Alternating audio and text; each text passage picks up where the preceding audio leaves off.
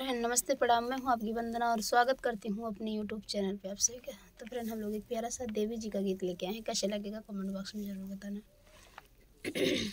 सातो बहिनिया के मोहनी मूर्तिया हो चुनरिया ओढ़ी के ना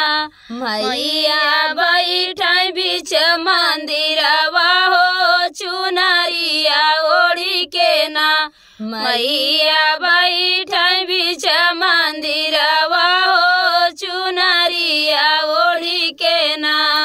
सबके तदियलु मैया लाया टरिया हो या मौना बयलुना मैया निमिया के डरिया हो या पूना बसलुना मैया निमिया के डरिया हो या पूना बसलुना सातो बहिनिया के मोहनी मूर्तिया हो चुनरिया ओढ़ी के ना मैया बैठौली च मंदिरवा हो चुनरिया ओढ़ी के ना मैया बैठे बीच मंदिरवा हो चुनरिया ओढ़ी के ना सबके तदियलु मैया लहंगा पटोरावा हो किया पुना ओढ़िउना मैया लाल की चुनरिया हो किया पुना ओढ़िउना मैया लाल की चुनरिया हो किया पुना ओढ़िउना सातो बहिनिया के मोहनी मूर्तिया हो चुनरिया ओढ़ी के ना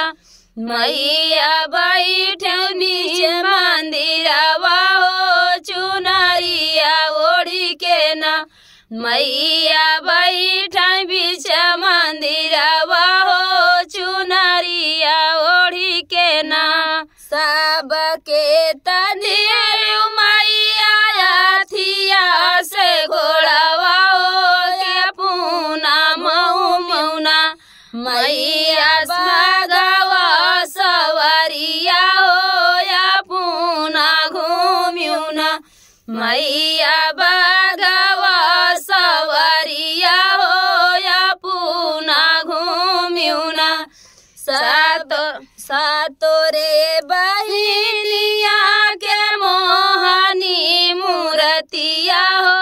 चुनरिया ओढ़ी के ना मैया बैठौली च मंदिरवा हो चुनरिया ओढ़ी के ना मैया बैठे बीच मंदिरवा